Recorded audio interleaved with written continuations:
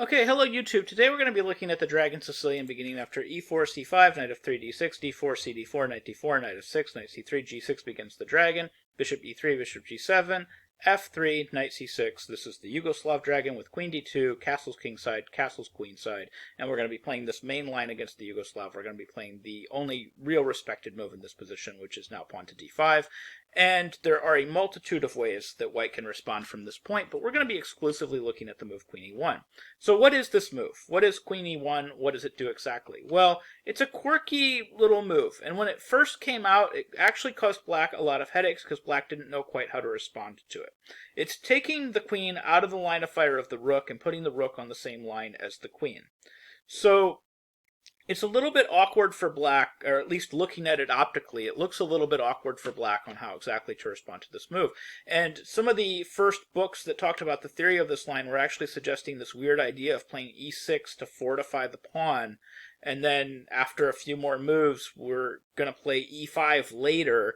And I'll be totally honest, when I read the theory back then and tried to understand the lines, none of it made any sense. The tempos didn't make any sense. The positional ideas behind it didn't make any sense. And I never played the move e6. And if you look at an engine now, the engines all pretty much universally agree that e6 is kind of silly, and just the move e5 is the way to go. And the whole point behind e5 is just to directly transpose into the main line sort of as quickly as possible. So if you're not familiar, the main line is just e takes d5, knight takes d5, knight c6, bc6, bishop to d4, e5, bishop to c5, and then there's this triple attack on the d5 knight, so we have to play bishop e6 to fortify the knight. We're not worried about the rook hanging at this moment, and then after the e4 square gets blockaded, the rook has to go to the e8 square, and this is kind of critical that this rook has to move. It's getting threatened, and we don't have a good waiting move in this position, so we have to spend this tempo, and then later on, after we develop a little bit more, that rook will eventually move again. It'll move to d8, and this is something critical that I'm going to come back to. So what is the difference between that line and this move, queen e1? Well, queen e1, the move here is e5, and then knight c6, bc6 takes. Very similar looking. We have nearly an identical looking position, the only real difference being that this queen is on e1 instead of being on d2. So what are the differences, and who does this favor? Well, as it turns out, in my opinion, it's a favorable thing for black to have the white queen on e1 and to have had white spend a whole move to put it there. Because there's no pressure. There's no pressure on the d5 knight. So without that pressure on the d5 knight, it means that we don't have to spend a tempo to guard everything and attack it. And that's really critical. For example, let's say that white tries to get this rook on f8 to move. So let's say he plays something like bishop to c5. This would actually be a question mark move. This would be a game-losing move. So pause the video, see if you can find the idea. The idea is bishop h6. This is only possible because there's no queen on d2. The white queen abandoned this diagonal in favor of the d1, in favor of the e1 square.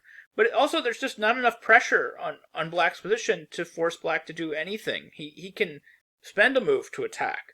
So we have bishop to h6 check, and the position is lost for white. After king b1, we would have knight c3 check. We can't even take back with the queen, because queen d1 is simply mate, and that wins the game on the spot.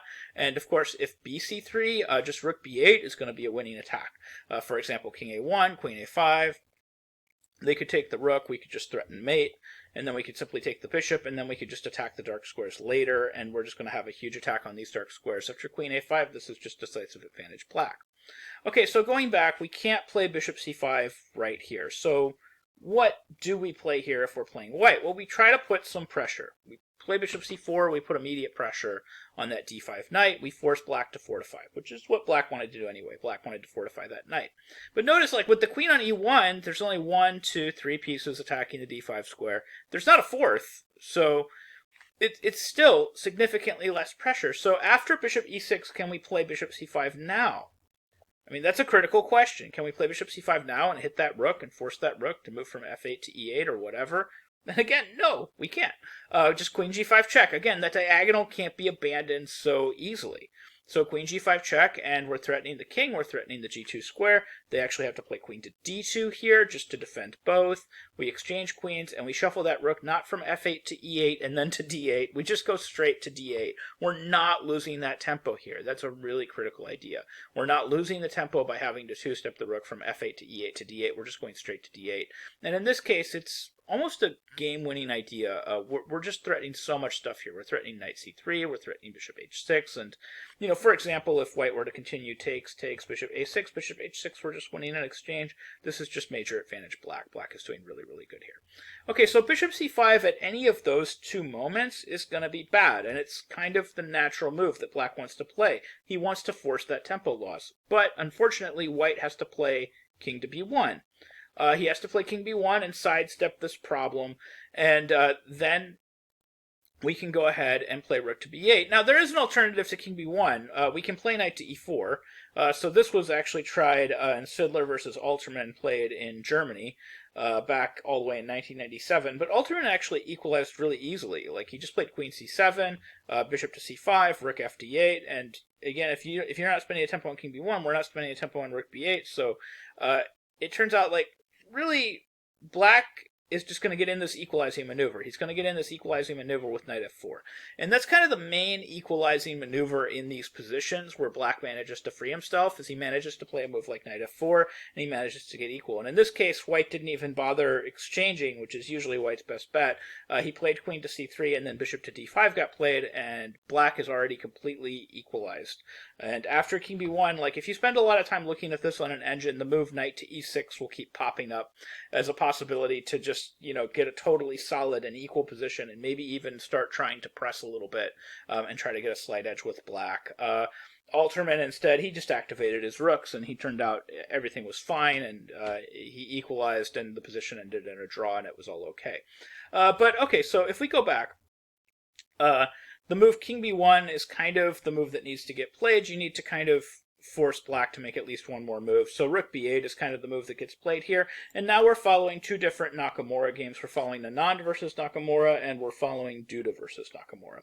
So both of these games continued with knight to e4, queen to c7, bishop c5, and again, rook f d8. We go all the way to the d8 square, not wasting that tempo.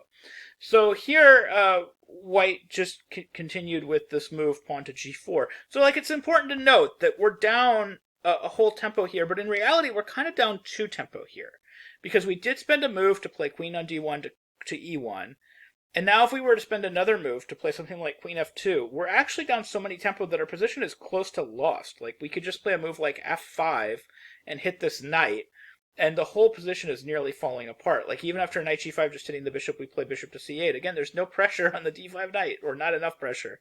And we're just threatening to play e4, go after the b pawn. We have tons and tons of threats here. According to the engine, this position is major advantage black.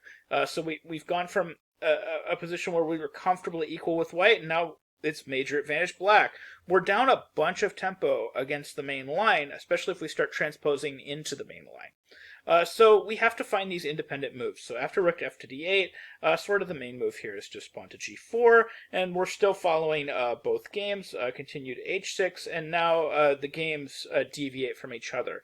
Vishy Anand, he played bishop to b3, and the position that he got was actually a bit better than what Duda got. Duda actually played the move pawn to h4. So we'll take a look at the game against Vishy Anand first. That game went bishop to b3. We had a5, rook g1, rook d7, h4, rook d8, a4, and then we have this freeing maneuver, knight to f4, rook d7, bishop e6, knight e6. Now, at least according to the engine, white still has an advantage here. So bishop to e3, c5, and again, according to the engine, white still has an advantage. Apparently g5 was the wrong pawn thrust, although it looks completely logical to me. And then we have h5, and then we have queen e2, and then we have c4, and again, that was apparently a little bit of a misnomer as well. Maybe knight d4 right away would have been the way to go. But anyways, after a few more moves, eventually Nakamura's position was completely acceptable, even according to the engine. Nakamura got a relatively equal position, and they both just decided to shake hands, and they agreed to a draw. After king a2, draw was agreed. This was Anand versus Nakamura. Moscow played back in 2018. So the other move was, instead of bishop to b3, which we just went over. The other move is just pawn to h4. This was played in Duda versus Nakamura, played in England back in 2018. That game continued, pawn to f5, striking at that knight immediately. This is another advantage of just having these extra tempo, is you can get away with moves like f5, just pushing the knight out of the middle of the board, because they haven't had time to play h4, g4, and then g5 and h5, forcing you to compromise your structure to the point where f5 is no longer a viable move. So we have f5, gf5, gf5, knight back to g3, queen f7, and black has a very pretty looking attacking position. And he was able to combine, eventually, threats after he doubled his rooks, did his freeing maneuver with knight to f4. He was able to combine threats on the dark squares with problems that he ended up creating with these pawns. So after bishop d5, he's threatening to take this pawn. Bishop back to b4, c5, bishop takes d5, queen d5, bishop back to a3, and then he just rips it. He just takes the pawn on f3. So now he's got two passed pawns, but he's also got some very interesting threats against the white king, because this bishop is on the long diagonal. He's got threats along the dark squares, and whenever you have threats on both sides of the board like this, and you can combine threats of pushing a passed pawn with threats against the dark squares, it's usually very difficult to defend, even if the reality of the position is that it's defensible. So bishop to c5, rook b7, and then he combines these threats beautifully, puts pressure with f2, forces the bishop and queen away from the dark squares, and then finds a very beautiful checkmate, queen to a5 mate. This was Duda versus Nakamura, played back in England back in 2018. So that's basically where the theory kind of stands, and where my opinion is on the move queen to e1. I feel like it's basically trying to play the main line, but if you know the theory, you're effectively playing against the main line, like 1 to 2 tempo up with the black pieces, so you should be equalizing comfortably, and after you equalize, you can sometimes press and even play for a win. So anyways, I hope you found these ideas helpful, I hope you found this video helpful, and I hope you learned something new about chess and can use some of these ideas in your own games. Thank you very much for watching.